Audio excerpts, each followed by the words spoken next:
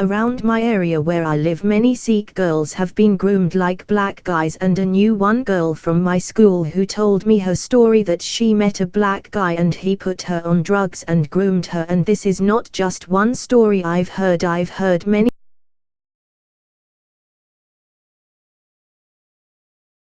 stories of Sikh girls being groomed by black guys.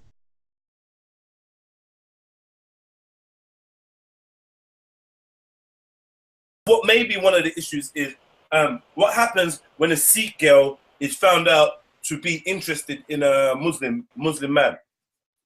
What happens? One second. What happens when the Sikh community tell their youngsters, tell their women, stay away from these Muslim guys, yeah, and they're demonized? Don't you think that makes the Muslim guys more attractive in the eyes of the young Sikh girls? Yeah. Look. There is a problem. Like, you raised an issue about the community needs to start kind of, really looking at this issue from our point of view as well. And yeah, I mean, there is this kind of like, if a black guy come into a Asian Sikh family, he might have a bit of trouble getting married, but he'd get married. If a white person comes, there's some kind of white privilege, they'd accept him with open arms. They'll love them. But when it comes to a Muslim guy, they will not let the marriage go ahead. And if it does, there'll be like massive fallout from all sides. And so, yeah, there is this history between us that is very, very, what I call toxic. And I admit, one thing I want to say to people here, I grew up with all Muslims until the age of 18. I had no friends that were 95% of my mates were all Muslims. This is a case in which is being used to cause religious community hatred and division. It's feeding into the narrative that Muslim gangs are targeting Sikh girls for grooming gang. This case in Leicester involved 6 people convicted for offences of some sort against the girl. 2 of the offenders were named Bharat Mojwadia, Chandresh Mistry. Are these what you'd consider to be discernible Muslim names? They don't seem to be the average Pakistani Muslim name at the very least.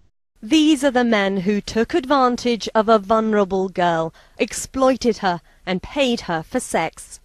The court heard the victim was an emotionally damaged young woman with significant problems who smoked cannabis, drank alcohol and self-harmed. The girl, who told the men she was a prostitute, wanted to make money to buy alcohol. Over a 2-month period up to January this year, the men would drive the victim to parks, flats and a bed and breakfast in Leicester before paying her £20 or £30 for sex. I can't even say my full name now. I can't get myself to say my full name now.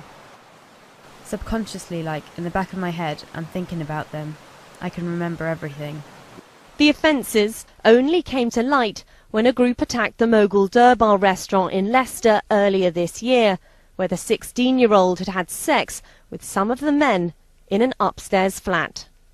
In addition, in further opposition to this anti-Pakistani Muslim narrative which sadly some Sikhs are embroiled in both online and offline, another offender, Rekha Biakub, is said to be from a family which emigrated from India, whilst another offender was an immigrant from a war-torn country, not Pakistan. For the Sikh community, a big problem this anti-Pakistani Muslim Sikh propaganda online about Pakistani Muslims deliberately targeting Sikh girls is that of missing the bigger picture because of bigotry. The bigger picture here is that of vulnerability. This gang or any other gang would have picked any girl, Sikh or not. All gangs of this nature target girls that are vulnerable, not girls based on ethnicity. The BBC News report even highlighted the vulnerability of the girl where she was struggling with intoxicants and struggling financially, psychologically and emotionally.